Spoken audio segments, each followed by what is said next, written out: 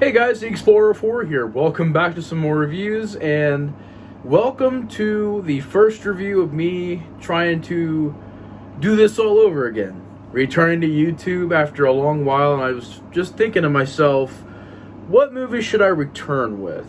Out of all the movies I've seen recently, which one would I like to cover first? And I chose this one because it really blew me away, and I thought it was amazing, and I thoroughly enjoyed this movie. And this is a film that I know back when it came out, a lot of people were talking about it. I mean, it was a big deal back when it was first announced, and obviously the impact is there. There were a lot of movies since this that have kind of taken a bit from this as far as how the zombies act and everything. I did see a really good one called #Alive on Netflix. I thought it was pretty good. I really enjoyed that one too.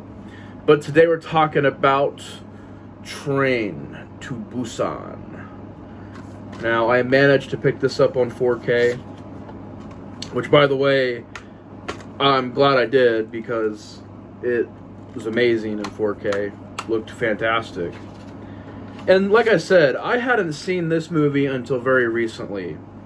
And back when this first came out, it was a big deal. Big deal. Everywhere you could just go to watch movies, it was talked about. And I don't know if it ever got a big, wide release in the US and theaters.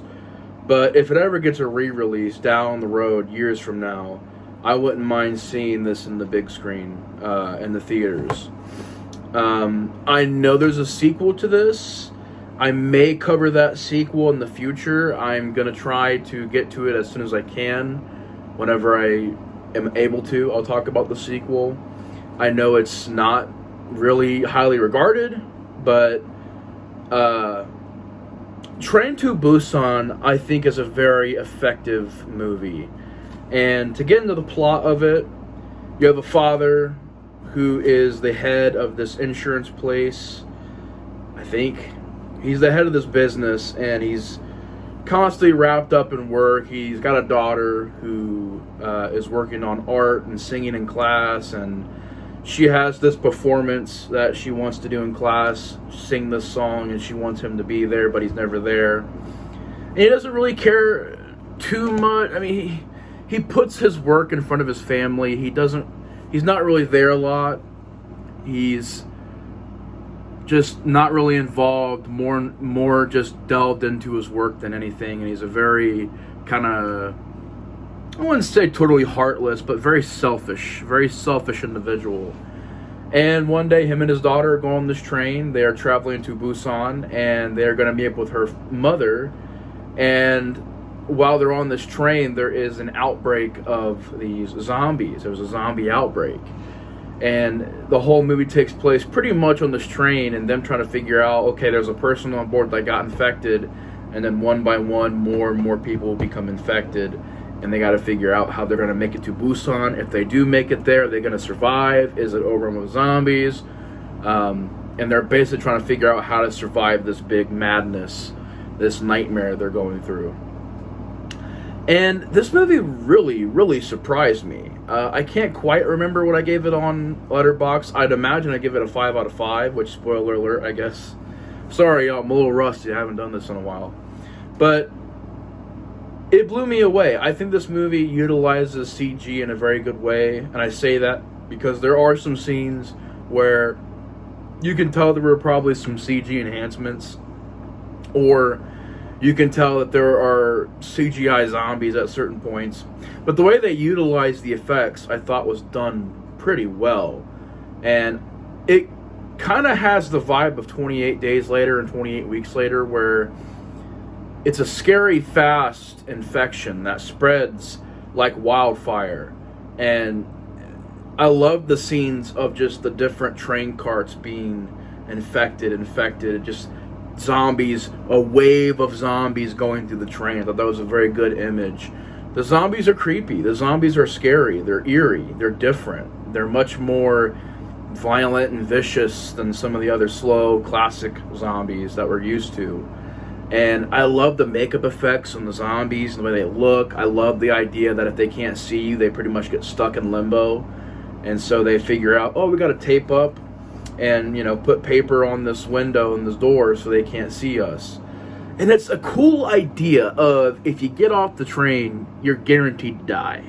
But there's a point in the movie where they do get off the train. They think it's a military zone, and they realize, oh shit, there's tons of these zombies here. I love that scene because the zombies are just kind of standing still and chilling, but as soon as they see the first human, they go after them. And that was a very effective sequence. And I just think the movie never stops being suspenseful. It never ends that tension. It's always just a heartbeat ride of just a craziness. It never stops the intensity. And I really enjoyed that. I really enjoyed the characters.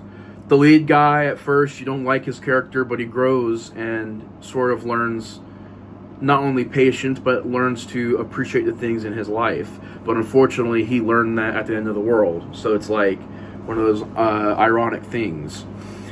Certain scenes, man, that I thought were haunting. Him calling his mom and her talking about how she was bit, and him hearing her turn to a zombie on the phone. Spoiler alert, the ending I thought was very, very well done, where he gets bit by a zombie and he says goodbye to his daughter, and you don't see him fall off the train, but you see the shadow of his body just sort of slowly go off the train.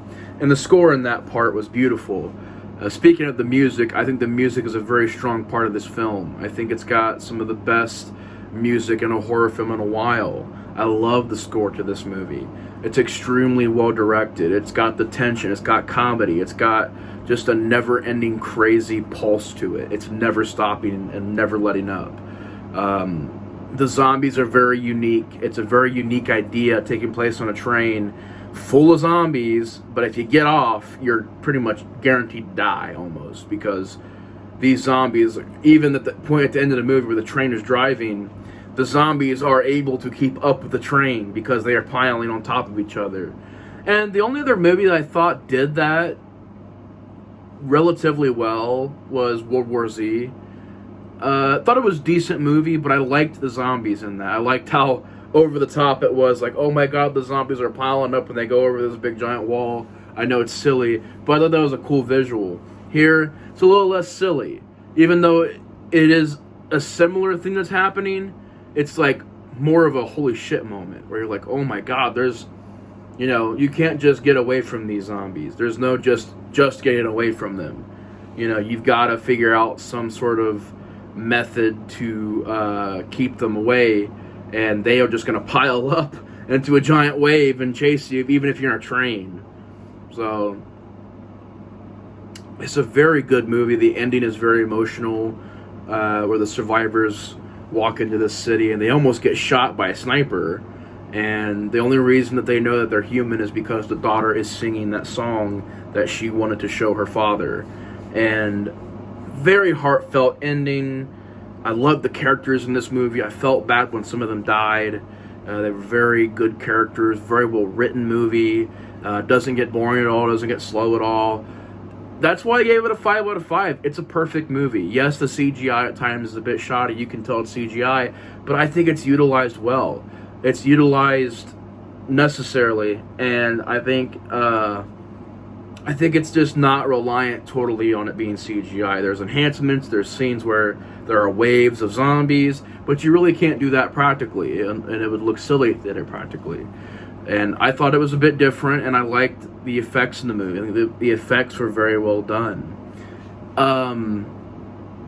Yeah, just some good set pieces, some good scenes, very well directed, extremely well made, and I figured it was the perfect movie to come back to because I thoroughly enjoyed it. And I mean, I know everybody out there has probably seen Train to Busan by now.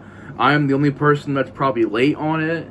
But if you haven't heard of this movie somehow, some way, or if you haven't seen this movie somehow, I recommend it highly. I know you can find it on Netflix and all over the place. Hulu, it's everywhere. So if you really want to find Train to Busan, I got this 4K at Walmart for like maybe $15, if that. So it's readily available, and it's a lot of just intensity and It's a thrill ride. It's horrifying. It's creepy. It's very well made and very well done, and it's an extremely good movie. I really enjoyed it. But anyways, y'all, I'm gonna give it a 5 out of 5. Thank you guys so much for watching. Take care. The Explorer of Horror is out, and we're back on track, ladies and gentlemen. Welcome back to the channel. Anyways, y'all, thank you so much for watching. Have a good night, day, morning, or any of that. And I'll see you guys later. The Explorer of Horror is out. Peace.